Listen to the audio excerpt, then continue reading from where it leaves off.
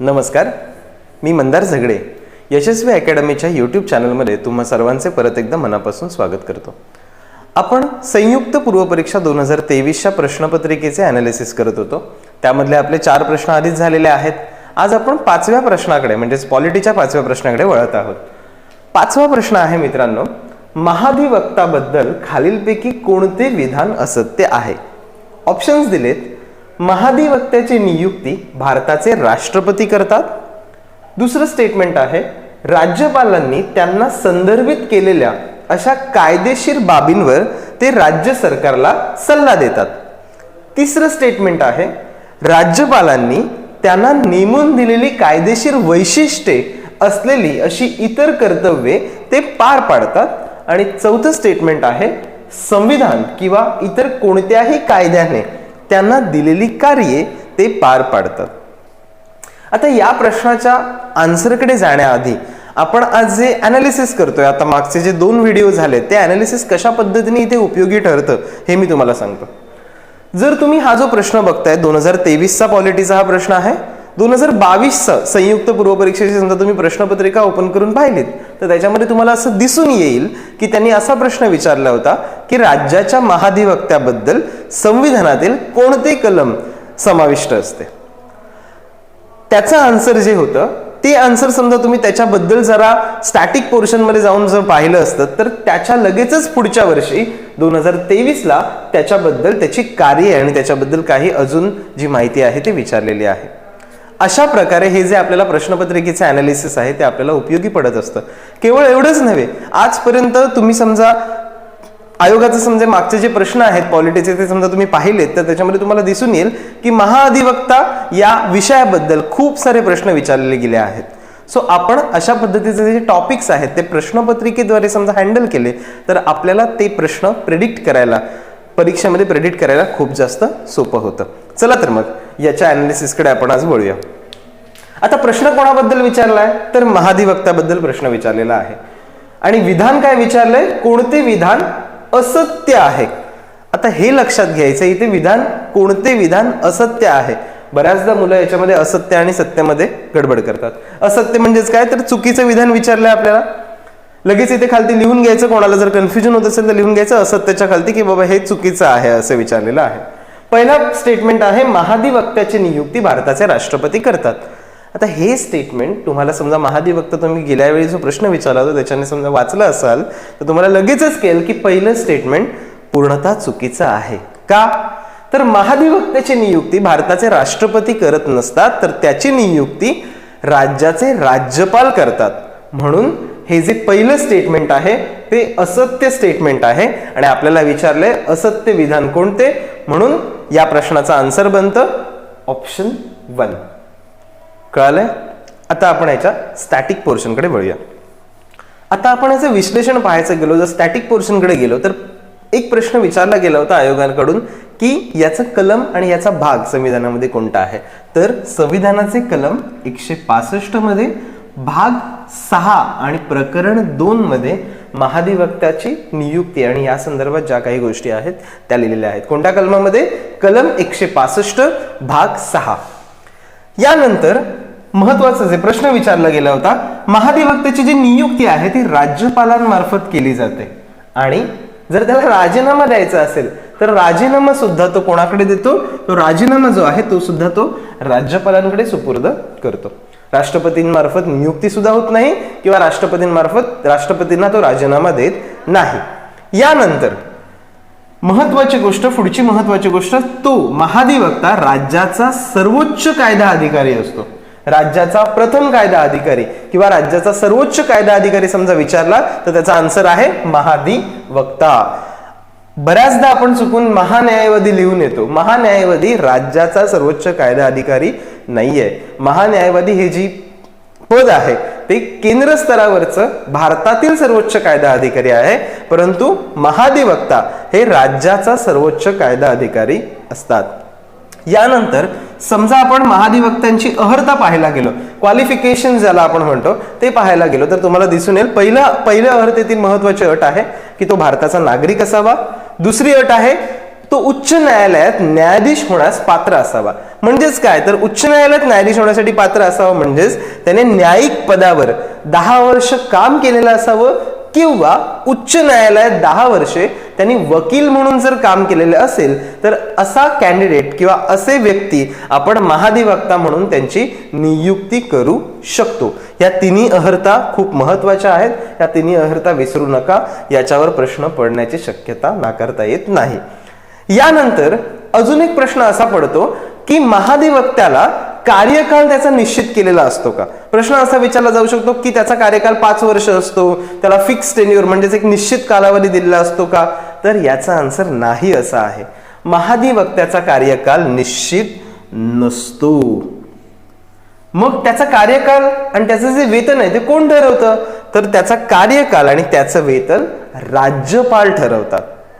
आपल्याला असं वाटेल कारण उच्च न्यायालयात न्यायाधीश होण्यासाठी तो पात्र असलेला माणूस आहे, कॅन्डिडेट आहे, तर आपल्याला असं वाटेल की त्याला पण फिक्स टेन्युअर म्हणजेच निश्चित कालावधीची सुरक्षितता दिलेली असेल, त्याचं वेतन संसद किंवा विधिमंडळ विधानसभा ठरवेल. तर असं नाहीये. त्याचं वेतन आणि त्याचा कार्यकाल राज्यपाल ठरवतात, ते निश्चित नाहीये. राज्यपालांची मर्जी असेपर्यंतच महाधिवक्ता त्याच्या पदावर राहू शकतो. ही सगळ्यात महत्वाची बाब तुम्हाला लक्षात ठेवायची आहे. राज्यपालांची मर्जी असेपर्यंतच महाधिवक्ता पदावर राहत असतो. त्यानंतर एक असं कन्व्हेन्शन बनलंय, एक परंपरा बनली आहे की जर मंत्रिमंडळाने, जे आता चालू असलेलं मंत्रिमंडळ आहे त्याने राजीनामा दिला, म्हणजे सरकारने जर राजीनामा दिला तर महाधिवक्तालाही राजीनामा द्यावा लागतो. परंतु महत्वाची गोष्ट या ठिकाणी लक्षात घ्या की ही गोष्ट संविधानामध्ये कुठेही नमूद केलेली नाहीये की मंत्रिमंडळाने राजीनामा दिला तर त्यालाही राजीनामा द्यावा लागतो. अशी गोष्ट संविधानात नमूद केलेली आहे का असा प्रश्न विचारला जाऊ शकतो. हे संविधानामध्ये नमूद केलेलं नाहीये. ही एक परंपरा, ज्याला आपण कन्व्हेन्शन म्हणतो, अशा पद्धतीने चालत आलेली आहे की जर मंत्रिमंडळाने राजीनामा दिला, करंट सरकारने, जे आता चालू असलेलं सरकार आहे त्यांनी राजीनामा दिला, तर त्या सरकारचा जो महाधिवक्ता आहे तोही त्याचसोबत राजीनामा देत असतो. ही एक परंपरा आहे. जर आता राज्याच्या लेवलवर, राज्याच्या स्तरावर आपण महाधिवक्ता असेल तर मगाशी मी तुम्हाला सांगितलं होतं केंद्र स्तरावर कोण असतो, तर केंद्र स्तरावर महान्यायवादी हे महत्वाचं पद असतं, जे भारतातील सर्वोच्च कायदा अधिकारी म्हणून ओळखले जातात.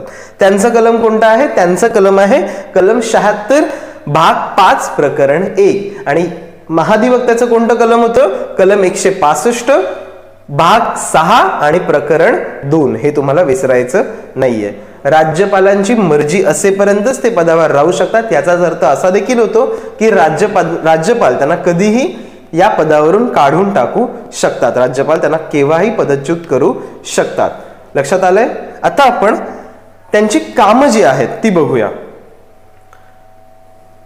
दुसरं स्टेटमेंट इथे होतं, दुसरं विधान होतं की राज्यपालांनी त्यांना संदर्भित केलेल्या अशा कायदेशीर बाबींवर ते राज्य सरकारला सल्ला देतात. आता महाधिवक्ता हे पद याचसाठी निर्माण केलेलं आहे की राज्य सरकारला जे काही कायदे आणायचे असतात, जे काही कायदेशीर सल्ले गरजेचे असतात, त्यासाठी कायदेशीर मदत घेण्यासाठी आपल्याला महाधिवक्त्याचं पद नेमणूक करण्यात आलेली आहे. मग जेव्हा जेव्हा राज्यपाल त्यांना सांगतील की अशी अशी बाब आहे आणि याच्यावर तुम्हाला राज्य सरकारला कायदेशीर सल्ला द्यायचा आहे, ते काम असतं महाधिवक्त्याचं आणि महाधिवक्ता ते काम करत असतो. दुसरं महत्वाचं काम, राज्यपालांनी त्यांना नेमून दिलेली जी काही कायदेशीर कर्तव्य असतील किंवा जी काही बाकीची कर्तव्य असतील ती त्यांना पार पाडावी लागतात. आणि त्याच्या पुढचं तिसरं महत्वाचं काम, संविधान किंवा इतर कोणत्याही कायद्याने त्यांना जर काही कार्य दिलं तर ते त्यांना पार पाडावं लागतं.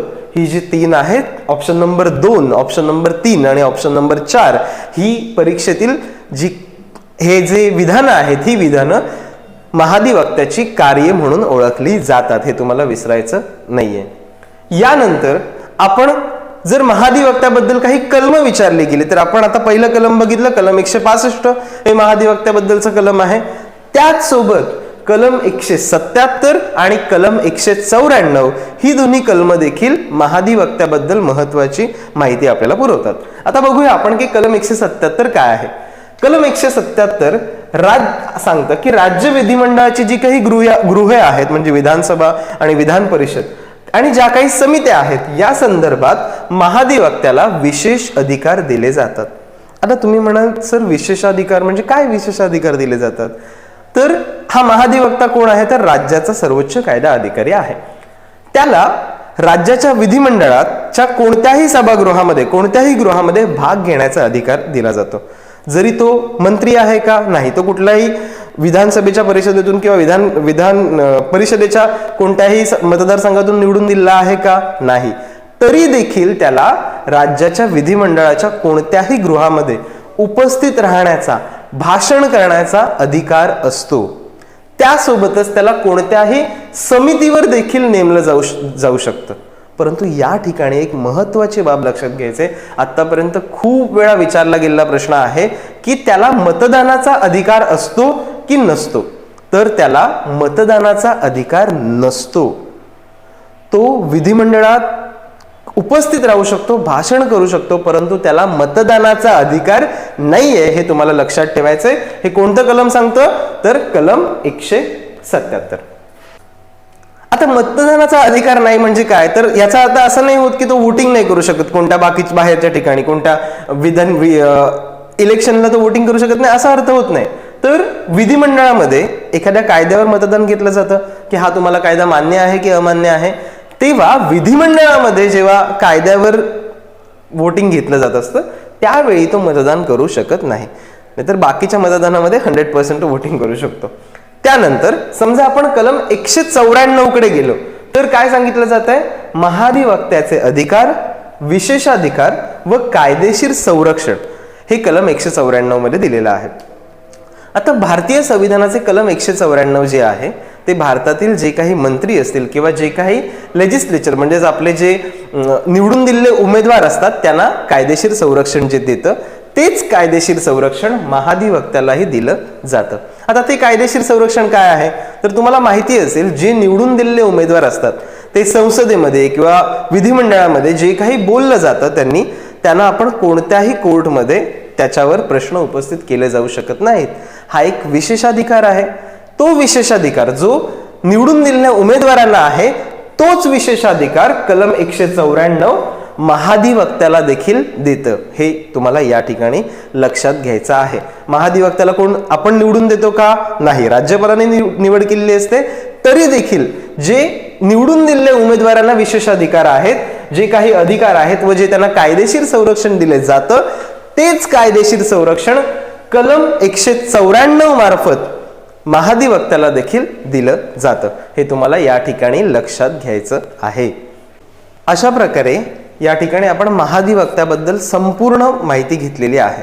आता जर का याच्याबद्दल कोणताही प्रश्न राज्यसेवेत असेल, MPSC मध्ये कंबाईन मध्ये असेल किंवा ZP आणि ह्या ज्या काही बाकीच्या परीक्षा आहेत त्याच्यामध्ये ह्या महाधिवक्त्याच्या विषयाबद्दल जर तुम्हाला कोणताही प्रश्न विचारला गेला तर याबद्दलची आपण सगळी माहिती स्टार्टिंग फ्रॉम त्यांची नियुक्ती कोण करतं, त्यांची कलम काय आहेत, त्यांची कार्य कोणती आहेत, ते मतदान विधानसभेमध्ये, विधान परिषदेमध्ये मतदान करू शकतात का की करू शकत नाहीत, त्यांचे संरक्षण, कायदेशीर अधिकार, या सगळ्या गोष्टी आपण या ठिकाणी कव्हर केलेल्या आहेत.